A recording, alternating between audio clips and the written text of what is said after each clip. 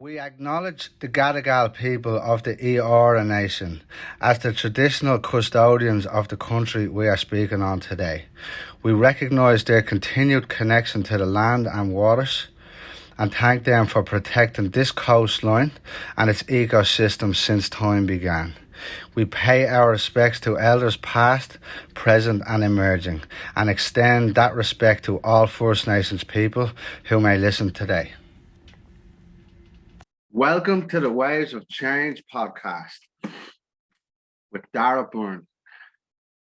This has literally been about the 10th time that I've recorded this introduction podcast, my personal introduction, and now I'm currently doing it over Zoom, connecting my laptop to Saoirse's laptop and recording it on there. I've lost it twice or three times. And then the other good one, which was really in depth, was really personal, and basically my whole story. I wasn't close enough to the mic, so I was in and out, in and out. So now what I'm doing through Zoom, hopefully this works okay, and I'm just going to keep it short and sweet, because what I've discovered is during the recording of the episodes, we tend to get really deep into personal life and personal stories anyways. So yeah, the waves of change. The reason I have created this podcast is to, first of all, reach into different areas of the world that I may not be reaching into at present, but mainly to allow the listener to hear other people's stories and invite the listener into their own awakening as such. I'm interviewing people from all different walks of life. And from what I see, all of these people have went through some sort of change in their life in order to be where they are in the world today. And to highlight the mindset, the mental chatter, the stories, the limiting beliefs, all of the things that were holding them back during those processes, but still they carried on and got to where they are today. As I said, I will be interviewing people from all walks of life. So two things were guaranteed in life. One is death, and the second is change. Everything is ever evolving in nature, and everything is going to change. And the more we resist that change, the less we are connected to ourselves, and the more we live in fear. So this podcast is literally to hear stories of all of those people, of how they changed throughout their life, in the hope that the listener can take inspiration from certain stories and situations in case they want to change something in their lives. If you're going to the job that you hate, you're stuck in this dead-end relationship, toxic relationship, or you haven't connected with your brother for many years, or whatever your situation, just to bring awareness or whatever may land for you during these conversations. And you get to see, no matter how successful we see people or put people on pedestals because they've got X following, played X sport or singer or whatever their profession, and we've all still got a story underneath that. And yeah, I hope you take whatever inspiration you can from this podcast. My name is Darragh Byrne, and I'm from the inner city Dublin. I'm from York Street. I grew up with a single parent, my ma Geraldine. Absolute incredibly powerful.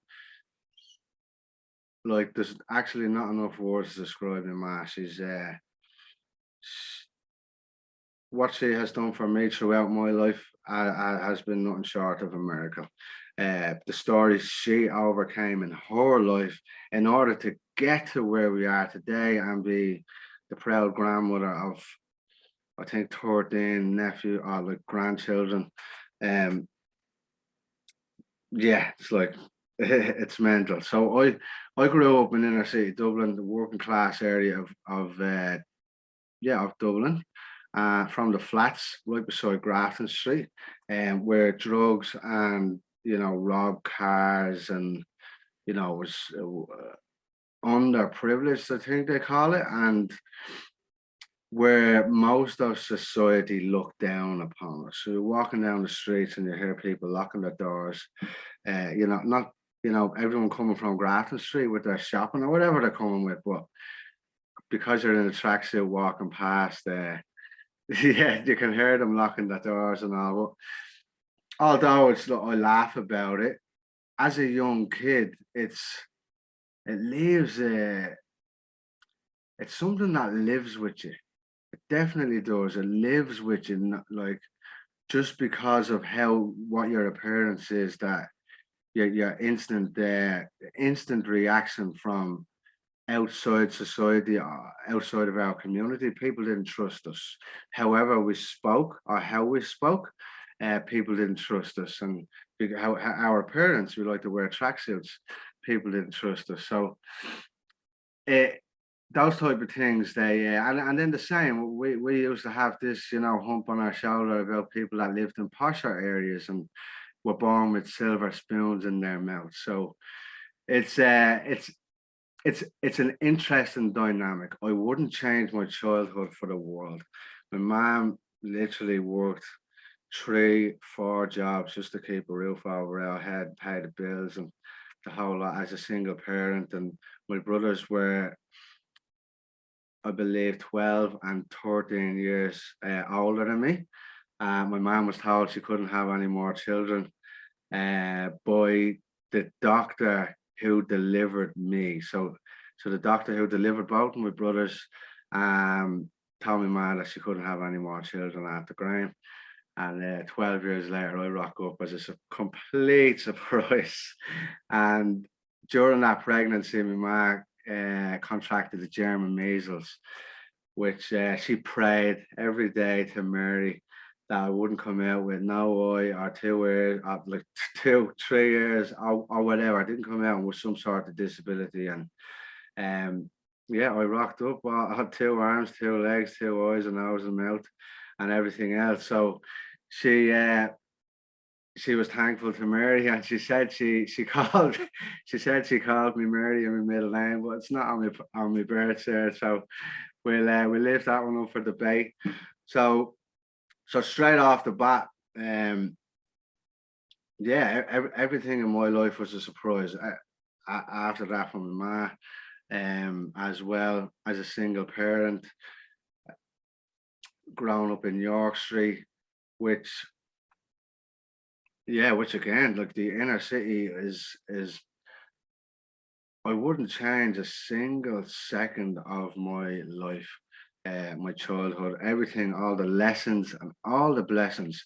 Even some of them came gift wrapped with immense amount of pain and immense amount of trauma. Um, but yeah, the community spirit in the inner city is like no other.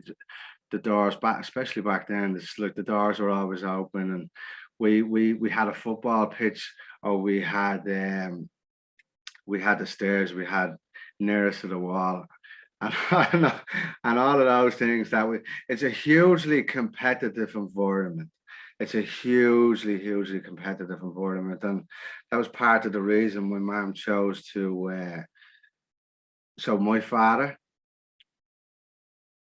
the guy who I believed to be my father, which was my brother's father, and my mom asked to allow me to have his name, so as the 3 brothers we would all have the same name, and I wouldn't be discriminated against in the community, or in the neighborhood, the hood, whatever you want to call it, because in the flats in the inner city, it was like whenever you could find an inch of weakness in somebody else, you exploited that. It was just our competitive nature, and we would like be only taking the piss out of each other and just having fun and having the crack and slagging each other and all of the things, you big fat cunt and all of this, yeah.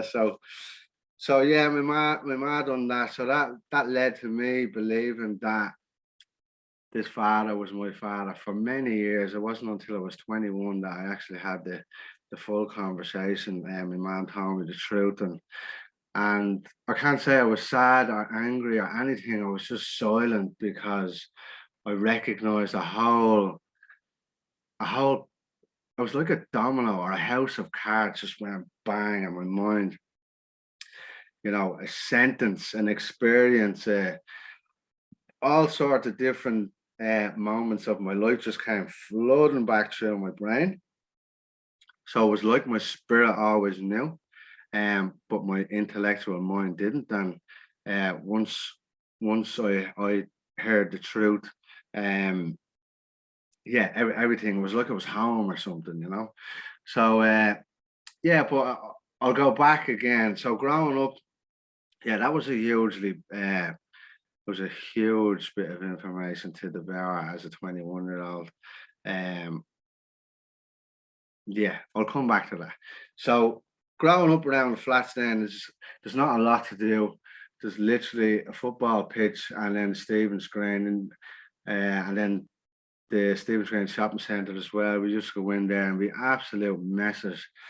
Like literally, man, we used to go in robbing the smash hits, the toys out of the smash hits magazines and the Premier League books for the stickers, and there used to be this shop called It's Magic. They used to sell pogs and kites and all that type of stuff. So for us, we had a football pitch to play football, and then the competitive nature of we used to play rounders and play cards and play nearest to the wall for money. And I mean, it was like fight to survive. It's not your average upbringing, but like I said, I wouldn't change it for the world because that community spirit is incredible. So going out and playing in nature wasn't really a thing for us because we're living in suburban jungle. So we used to go down into the shopping centre and literally just go robbing for the crack and get chased by the police for a laugh, just for a laugh. And then eventually you're growing up into the teenage years where you're drinking and smoking weed and just being a general nuisance around the town and hanging around in chippers and um it's led to some like a lot of carnage. There used to be a lot of fights. Um just to put it into perspective for anybody, York Street is next to Grafton Street, um Georgia Street, Camden Street, Wexford Street, Harcourt Street, Leeson Street's a little bit up. I think I said Grafton Street already, and Temple Bar. So we're smack bang in the middle of the lifestyle, alcohol, party, pub, nightclub lifestyle. So as a young teenager, you're drinking on the streets, but you're also walking around in tracksuits, and we used to get into lots of trouble and fights, and the police just pulling us for nothing, and just stop and search the whole like whenever they see it. And we used to play cards, we used to play switch, and we were this one particular evening we were playing switch in the Roma Chipper, and shaking again, but we was there was what there's about 7 or 8 of us who were playing switch, and like I said, it's a hugely competitive nature, and there's a bunch of lads come in and they were in their tuxedos and they were speaking like they were posh, and they were big lads. And one of them decided they were drunk. One of them decided to take the cards off the table. And we're like, what are you doing? You know what I mean? Put the fucking cards back. And no, having to laugh at their mates. And lo and behold, like just might I add, like, most all of the trouble or any of the fights that I was ever in growing up, I never started them. And they're not something I'm proud of. The not something I carry shame around anymore either, because I've let go of that. I've let go of that control of my emotions. But sometimes these things just happen, and this is a perfect example. Not to paint a picture of a victim either, because certainly not a victim. I was a little bollocks when I was growing up. But yeah, these lads taking the piss decided to take the cards and wouldn't put the cards back, having a laugh and a joke amongst them because they're bigger than us. And then bang, we jumped up and started punching them around. We started punching them around. There's about six of them. And they ran off and they were in this gig, or not a gig, like an event in the palace next door. It was a rugby function, wasn't it? It was some sort of whatever it was. There was about 30 of them running down the road in tuxedos and winkle pickers after the other boys went back in. So that was carnage. The whole lot of like we ringing down the flats, quick, hurry up. And we just like Camera's was absolutely upended there with the rumbles that went on that night. But that's just like a little snippet into life in the inner city and growing up, and in that drink fueled like high pressure, and also having this chip on the shoulder that society looks down on you or something. And just when something popped in there for me drummer, my friend drummer. We were in Melbourne, and he was chatting to this girl in the club, and she said she was in the DIT on Angel Street, and he was like, "Oh no way, I'm just from across the road there." And she's like, "Where?" And he goes, "The flats there." And she, like, no issue, just dropped dead, goes, "Oh, I didn't think you kind of people would be able to go traveling." And drummer was just like, what a cunt, he was going mad, and then we laughed it off later on. But it's just a highlight of what life was like growing up in those type of circumstances. Um, Having to lie about where you come from and trying to put on an accent and not when you're in job interviews and all of those things. And but so in school, I used to love football. Played for Shamrock Rovers as a young kid. Um, yeah, played. I love football. Absolutely love football. Go all over Dublin. And part also want to highlight, like, even from a young age, I always had this adventurous streak. And no matter what anybody told me about something or how dangerous something is, or don't go to the north side because the scumbags, or don't go to Crumlin, or go, the North Avenue, or over to Devon, anywhere, don't go over into them areas because they're whatever. And instead of listening to anybody, I always decided to go and find out for myself. And here we are. Like, I live in Australia at the last 14 years, and just out of that curiosity. If anybody tells me not to do something because of whatever their level of belief is, I like to explore that and figure it out for myself. So growing up, then I used to love football, and then primary school, I was really good at school at, like, primary school. I was always ahead of the game in maths. Whatever the classes were above me, I was always doing their maths. And when I got into secondary, the first of all, there was a bit of a power struggle. My ma tried to talk me out of going to school that I wanted to go to, because people end up in prison or dead. Uh, that go to that, basically saying that there's no opportunities that come from it. But as a stubborn young, I think 13-year-old or whatever age, I dug my heels in, and I got to go and be with my friends, and yeah, within the 3 years there, it was an absolute.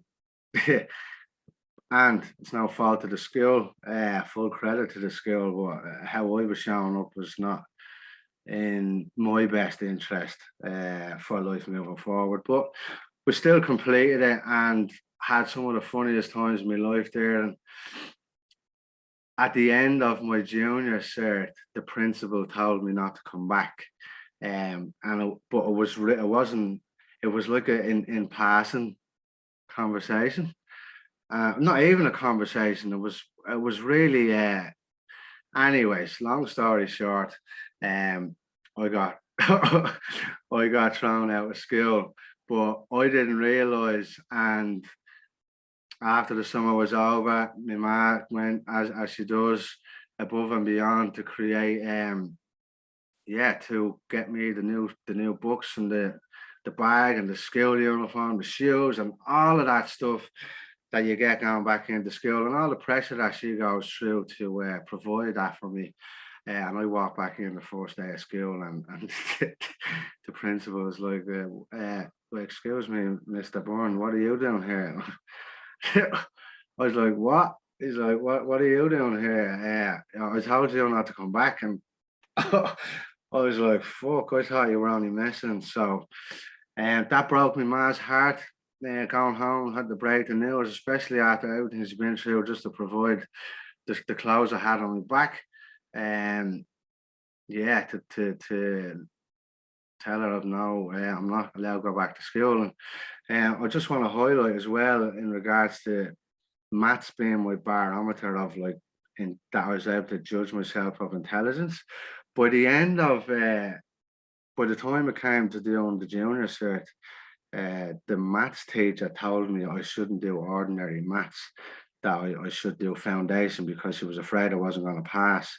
So that gives you a bit of an idea of how much messing I had done between the first 3 years and primary school, first 3 years of secondary after leaving primary school. But I dug my heels in. I done the ordinary. I passed it. Got 9 honours. Oh, what's it? Five passes. What's it? Five? No, 5 honours and 4 passes. That's what it was. But yeah, so I kicked out of school. Um, for the first few weeks, it was a little bit of a holiday, doing what I wanted, and then eventually my mom was like, "Fuck that!" She came in one morning and literally pulled the duvet off me, and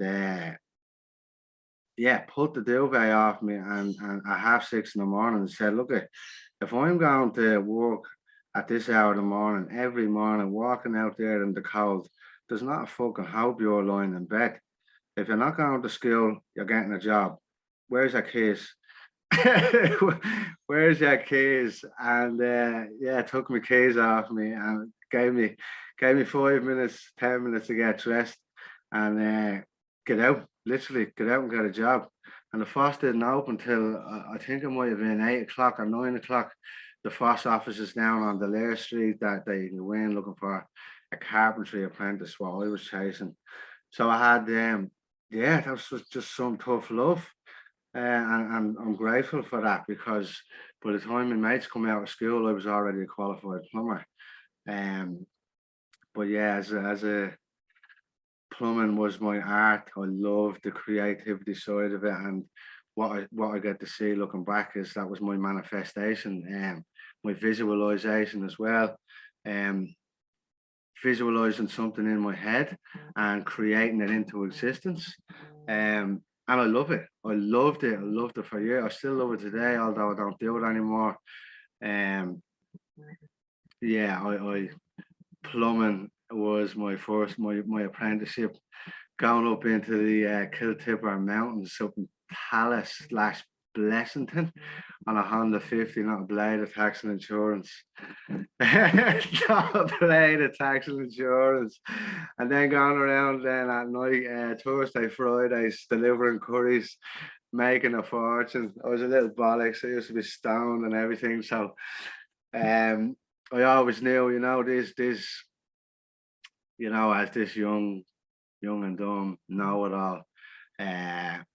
I used to know, those who didn't respect me, when you're going like it was sort of looked down upon because of the dead delivery driver, or just people who are downright rude, but they're regular. So I used to mess and I'd know all the addresses, I know all the address because it's easier for me just to run up and down the stairs, and the quicker I get in and get out, it's easier for me to carry on.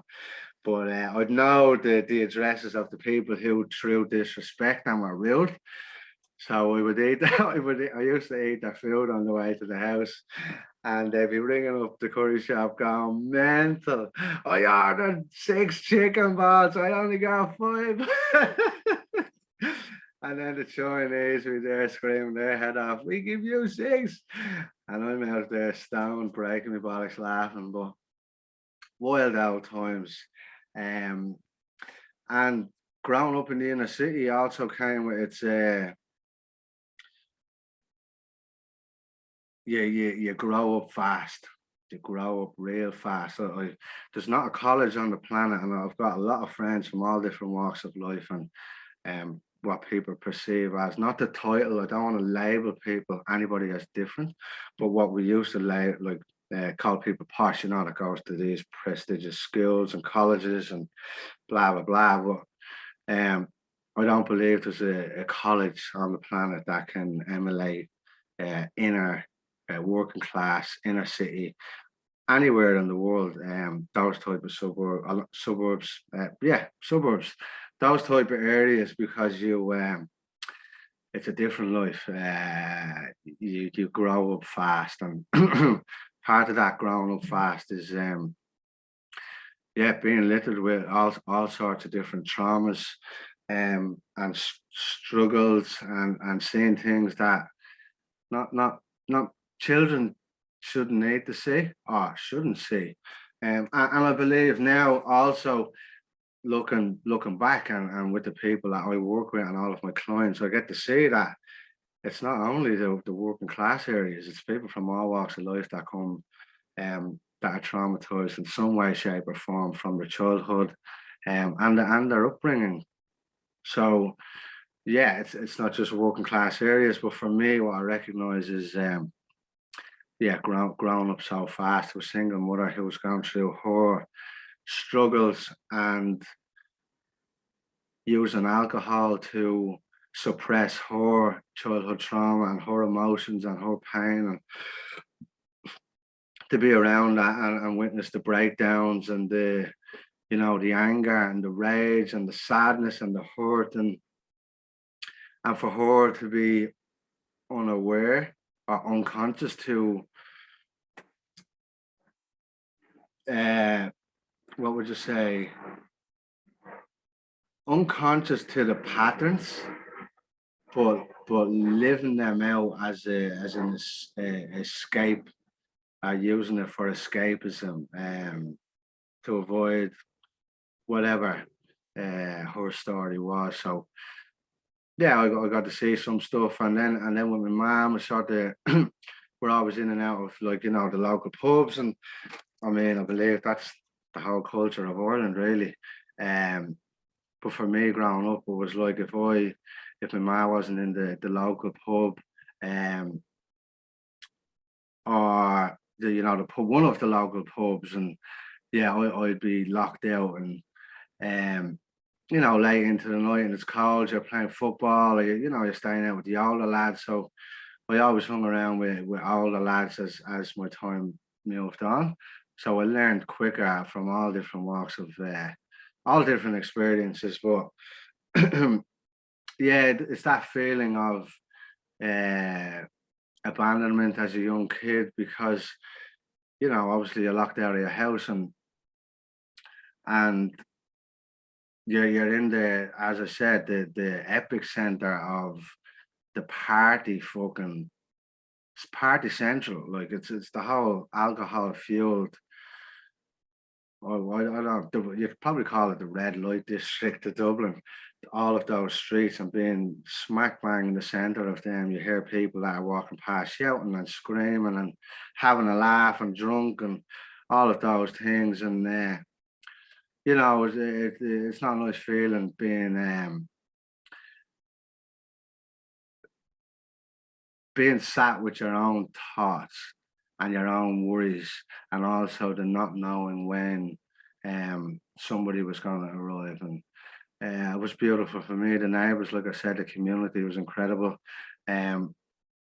yeah, whichever one of my neighbours come home first, I would stay in with them until my mum come home. Um, yeah, and like I said, that's not to say my mum was out the whole time either.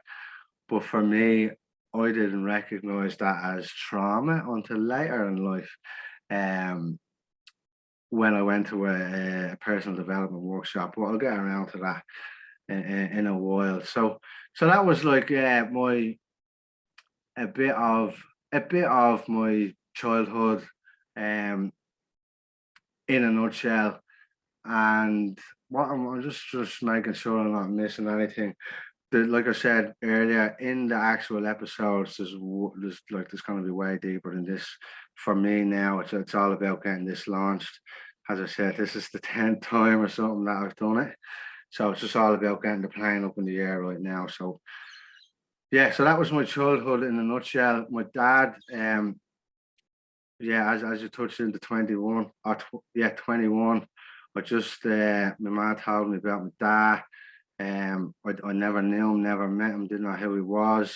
And yeah, all of my mates, it was the recession, it was 2008, it was when it all crashed. I lost my job, and all my mates had moved to Australia. All my best mates that I used to party with, I was a I used to party like fucking. I've done some things that I'm not incredibly proud of, and my girlfriends used to run off on them and climb out windows and also go on the session. Um, throw my clothes out windows because I couldn't fit out with my clothes on, and then get dressed on the other side in the back garden, and then run out, get a taxi, and go into town and meet my mates and go missing for 3 or 4 days. Just partying. Did that for years. And it caused all sorts of uh, hurt and pain and sadness to those who love me, in my relationships and with my ma.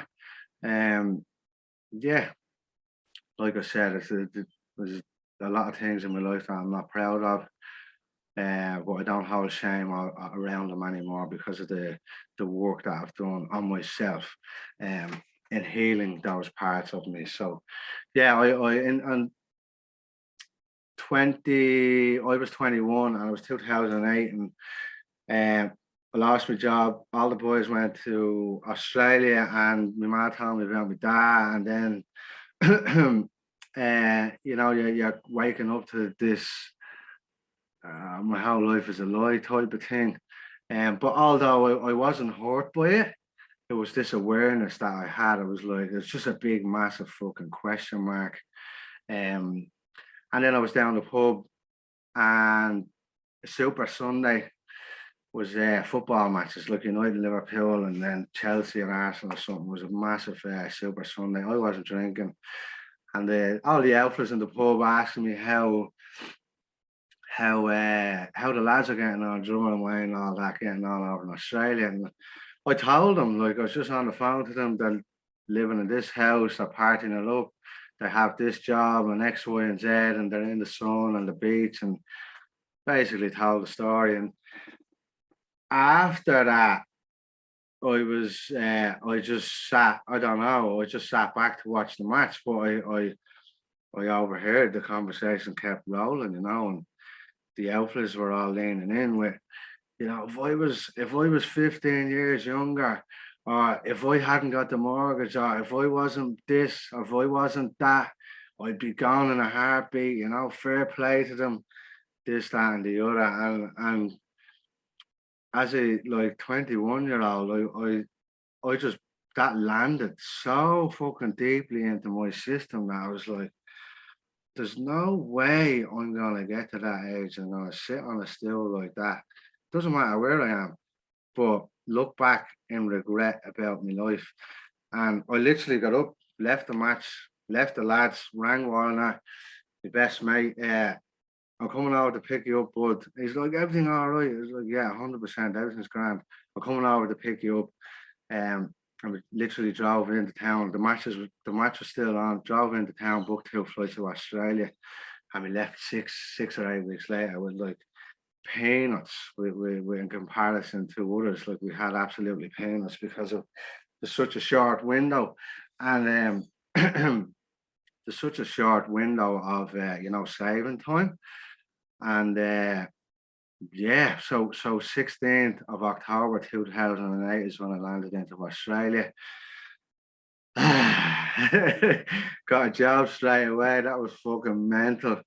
But it was like that, arriving into myself as a man, I'm providing for myself, and I'm living abroad, living the dream. I had a bet with an old friend that I wouldn't last more than 6 months, and here I am, like I think it's 13 or 14 years later.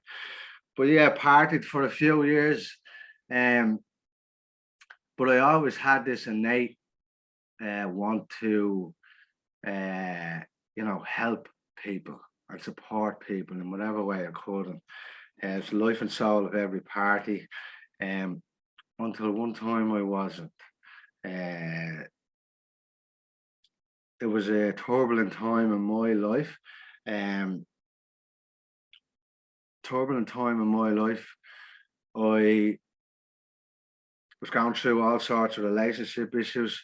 The girl I loved at the time was moving home, sort of against her will, and my best mate left, and I was just after being in a massive fight over the Christmas period in a nightclub, and I was on the drink and all of the drugs under the sun for 7 days, and not straight, but you know that you might as well be straight because it's the Christmas window of Christmas and New Year. And it's just a hamster wheel of carnage, both fit like physical because you're around dancing and raving and staying up all night, and then obviously mentally with all the toxins and the poisons and whatever you're putting in your system.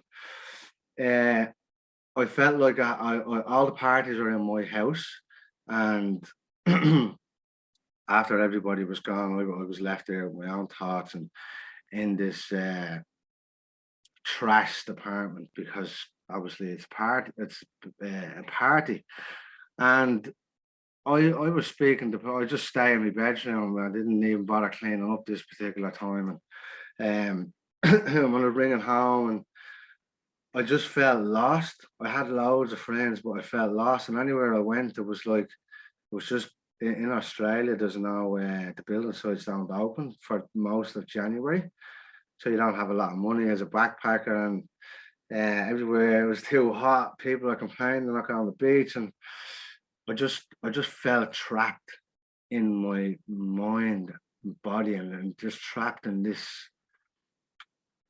cage, like an internal prison.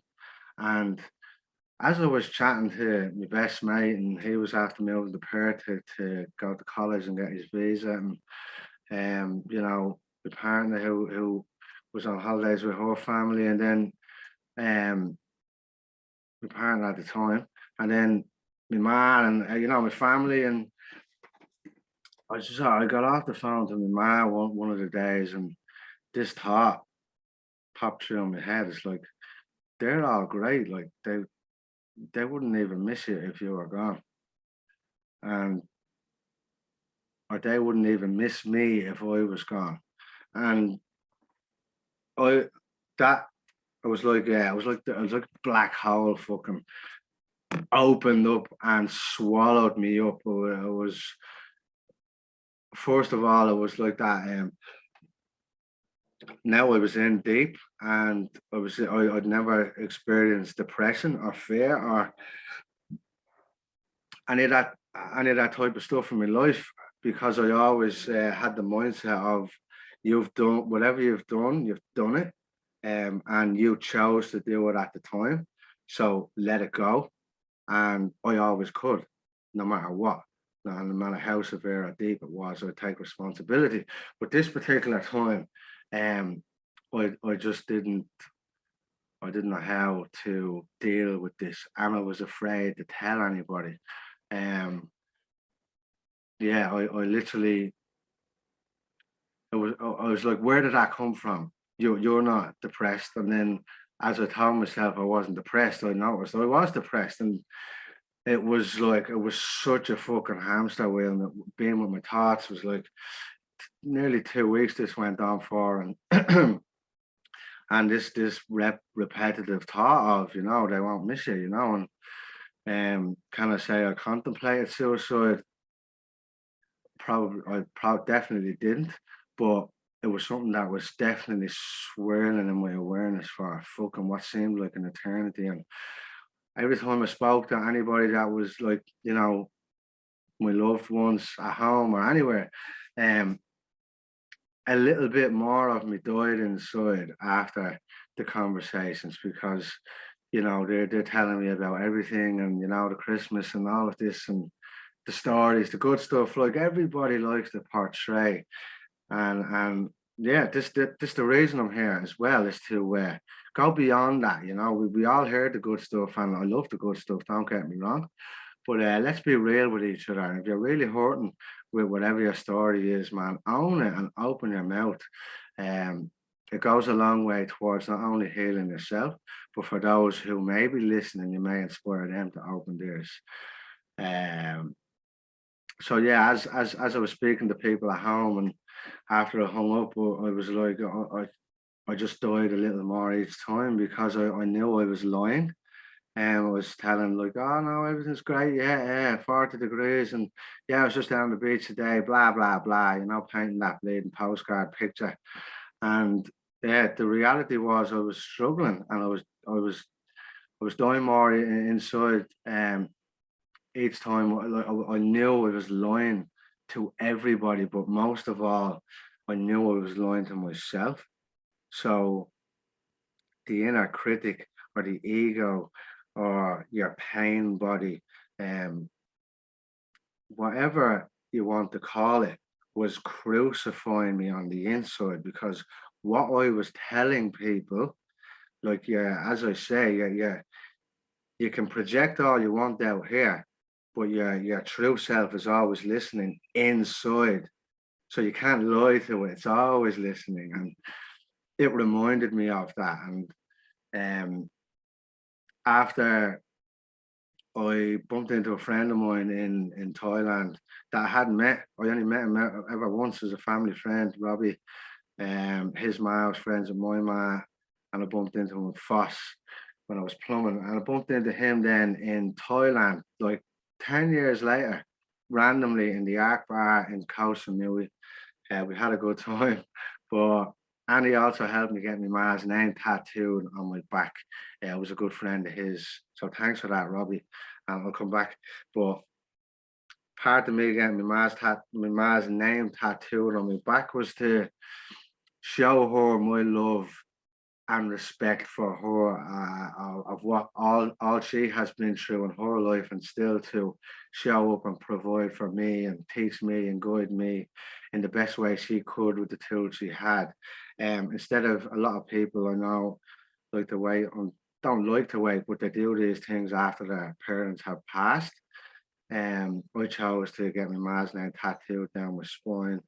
Um, while she's alive, to show her how much she means to me and how much I love and respect everything she has done for me in my life. So, Ma, I love you dearly.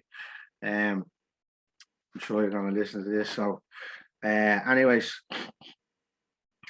Robbie, yeah. So Robbie, he was telling me that he was going to be a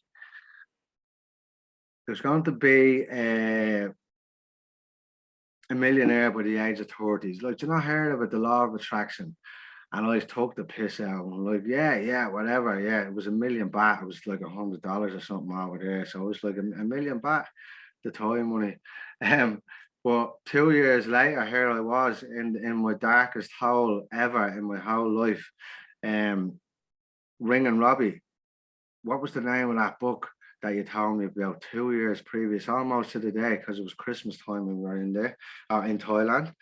And he told me it was called The Secret. And I read that book twice in 2 days or 3 days or something. And the more I read it, it was like I had all of these realizations. It was like, if anybody's unfamiliar with the book, it's just ancient philosophers and different segments and different chapters um with different teachings, and about manifestation and awakening to your purpose, creating a vision, how to live from love, and what was the other one? The Law of Attraction that Robbie was on about. And yeah, the more I read that book, it was like this the same as the domino effect of when my mom told me about my father, the domino effect of my life experiences.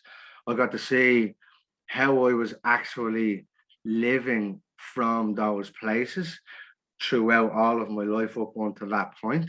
Although I didn't know what it was, but I got to see that I was after like manifesting certain things in my life into existence because of my drive and determination and all of those things. So to say that book saved my life and Robbie as well, I can't be 100% certain, but I can, as a matter of fact, be certain that it definitely changed the whole trajectory of my life.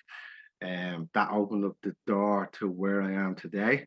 And it was like the world just spun off in its axis, and personal development and philosophy and um, all of that type of world. Yeah, that was just the beginning. And yeah, so thanks for that, Robbie. Fast forward a few years, and I come across this. I was still partying like a rock star, missing all the fucking days under the sun and work. Um, and then not going to work. It was a wild out period of my life in Melbourne. Uh, yeah, I was at home and I went to Burning Man, and that's where I met Saoirse. And I come across this documentary called Abundance Factor, and the same. Like everything I had done till then was going deeper and deeper into my own learning and my own awakening and my own literally my spiritual awakening. And there was a woman on there, Alexi Panos, that I fully resonated with her story and her teachings, who I put out to the universe that I'm gonna meet her one day. And now her husband and her, they are my mentors. That was in 2015 and 2021 now. Preston, they've gifted me some of the best lessons, blessings, and healings in my whole fucking life, which has led me to where I am today.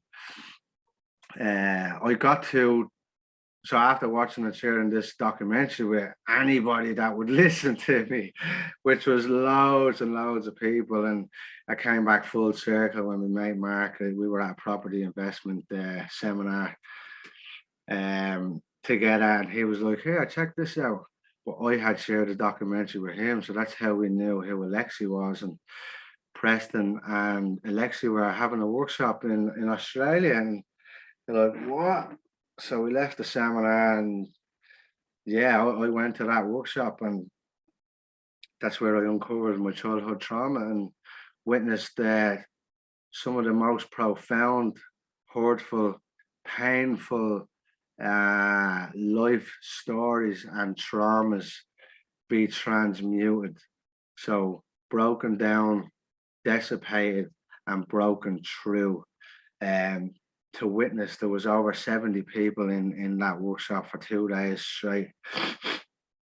And for me, I didn't think I had any, I didn't even know I had anything. And when you go beyond the mind and you go into the body on a deeper level, on a cellular level, there can be no lies, there can be no mask, there can be no secrets. The body, as I like to call it, it's a walking, talking hard drive. Every single thing, not only in this life, but many generations before us, we carry that today. And with the right amount of coaching, the body will tell its own story and create its own healing. So when I witnessed what I witnessed in those 2 days, including myself, a fucking blubbering mess of, crying to the point where I couldn't speak about something that I didn't even know was controlling my life. Yeah, it was profound. It touched my heart, and it was like the world needs to have these tools.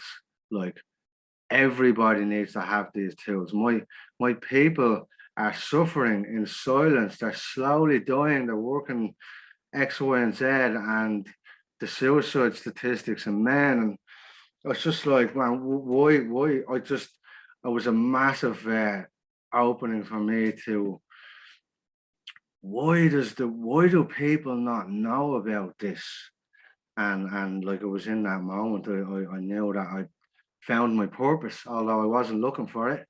Uh, I knew that it was my duty to pass this wisdom on to anybody that needs it, and pass the medicine on to anybody who, yeah, just people need to know about these tools. And so I'm profoundly thankful to Lexi and Preston for everything still today.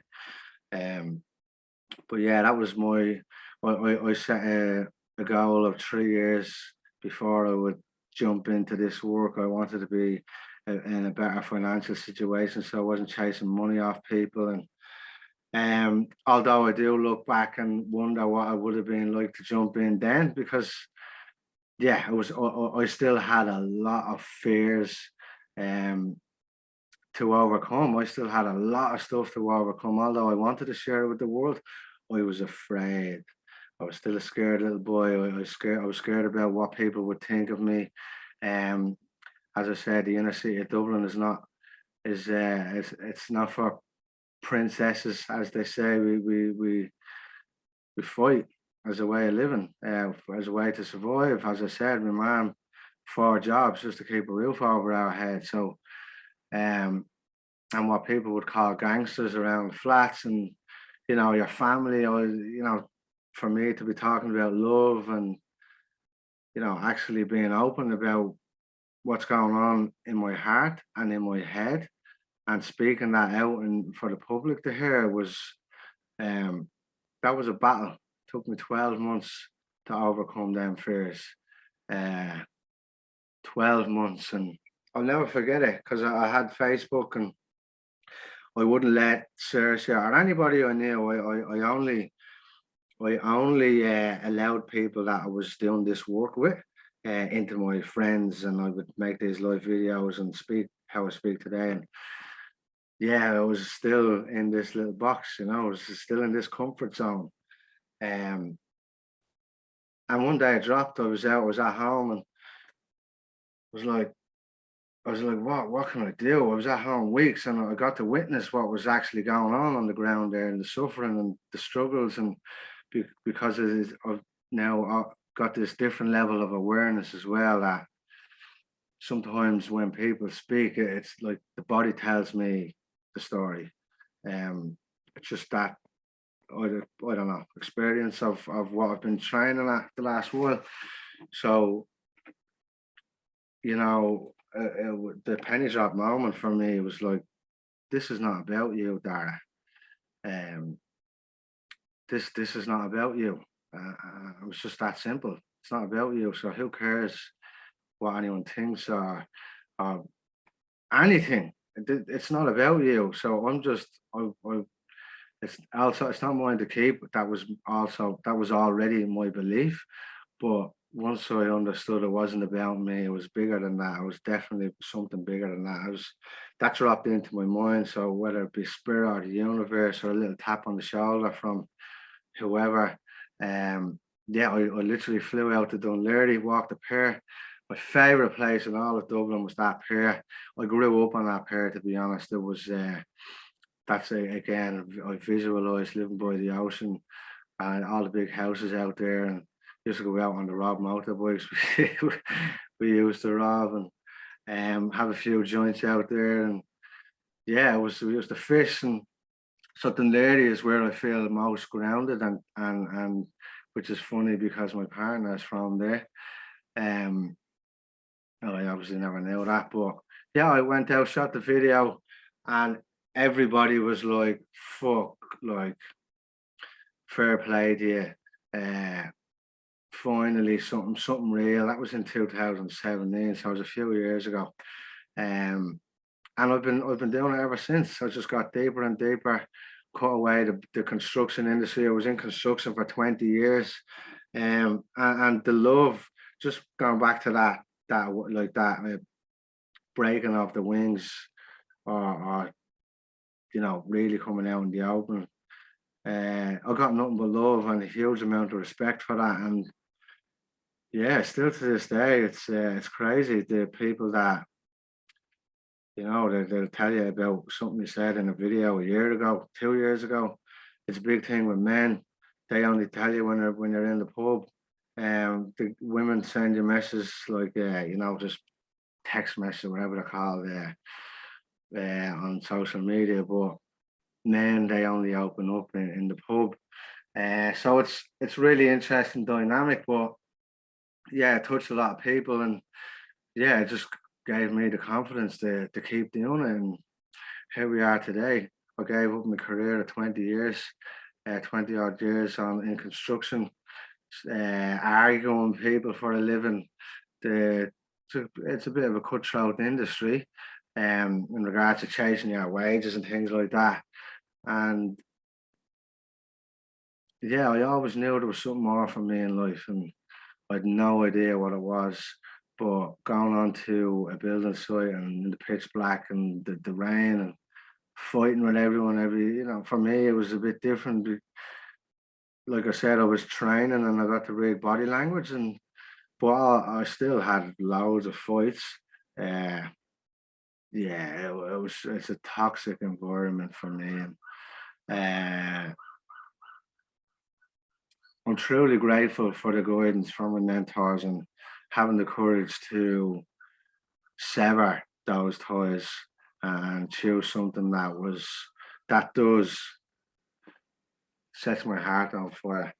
Met Saoirse, moved to Sydney, left Melbourne, moved to Sydney, gave away everything that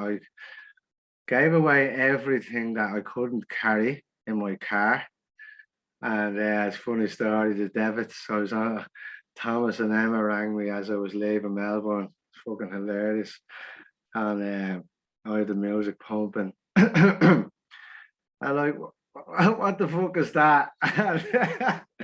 And like I've laid in half a mattress in the back of my bed, the queen size bed, and the chest of drawers in the passenger seat, and the old Honda Accord full up to the brim. You could barely see me in the car. They rang me right as I was crossing the Balti Bridge, and it was a fucking such an he's laughing his head out. You fall in love with a packet of crisps, you mad thing. But yeah, that was it, man. Gone now, Melbourne, the party lifestyle. And move up here, and here we are. I'm supposed to be married. That got a bit of a spanner in the works with this whole situation and the border closures. And yeah, I've been here in Sydney with Saoirse ever since, with two beautiful young children, Fia and Bodhi, and literally, this is why I do what I do. The traumas and experiences that I experienced in my life of that hurt people is a cliche quote people like to use. And I'm here to break that generational trauma cycle, because it's simple, not to blame or be a victim. I'm definitely not a victim to my circumstances. I'm a product of them. Without my circumstances, I wouldn't have the tools and the medicine on my heart that I do today. So for that, I'm incredibly grateful to all who has gifted me these lessons and blessings.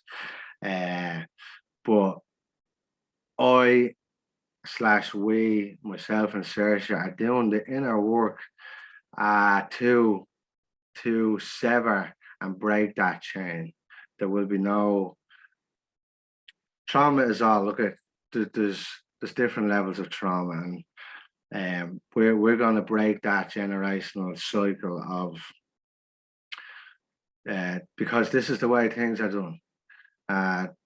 Because that's the way it was done before me, and that's the way it was done before me, and that's the way it was done before me.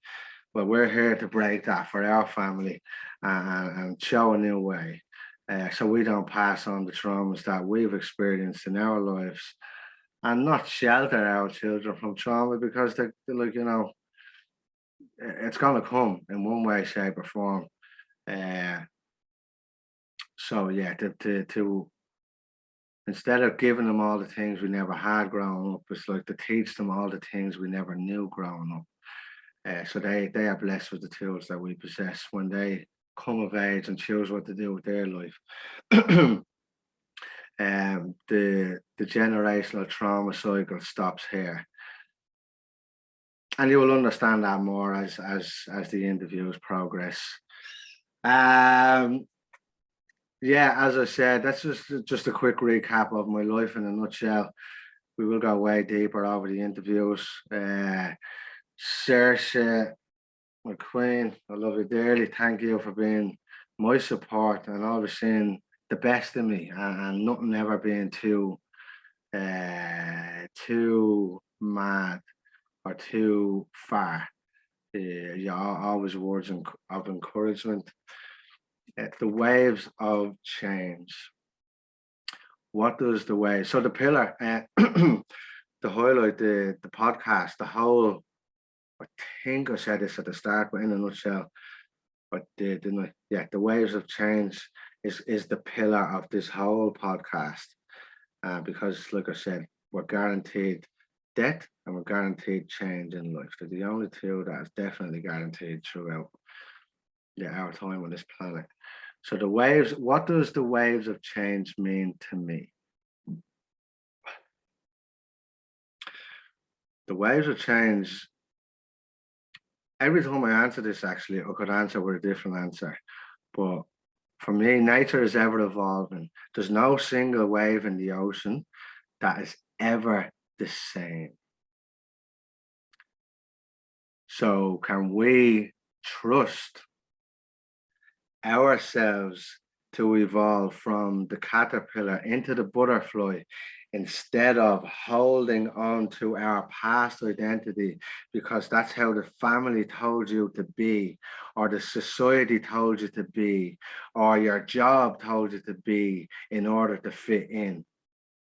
So the waves of change, when you come into this awakening, spiritual awakening, and the remembering of who you truly are, can you trust your intuition to allow those changes come into your life instead of getting trapped into your old identity?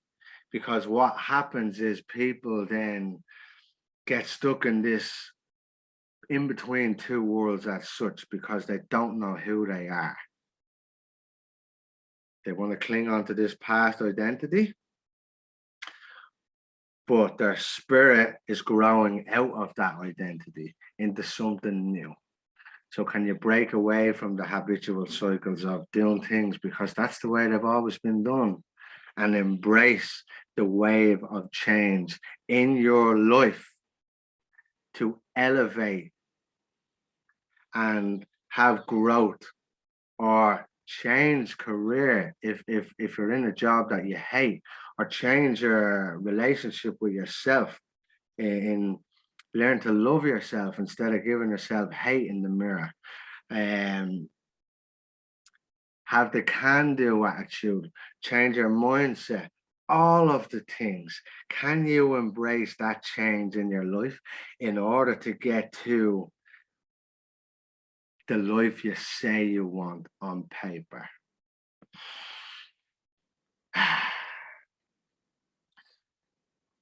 The waves are always changing.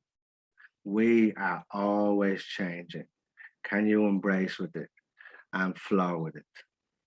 So that's what the waves of change mean to me. If this resonates, yeah, share with friends, family, whoever you want. I'm looking forward to getting more into this. I've already recorded a few episodes, but yeah, exciting times ahead. I'm incredibly excited.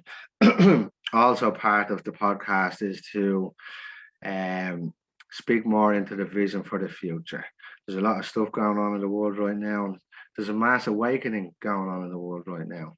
So I've played my part in highlighting certain issues and bringing awareness to certain issues, and now I feel it's time to build a vision. build a vision that we can all move towards, individually or together. But yeah, it's about creating the world that we want to live in. I love you all. I hope whatever resonates with you lands well, and you take whatever it is into your life and implement it in order to make the change that you want to make. So I love you all. Good luck. See you.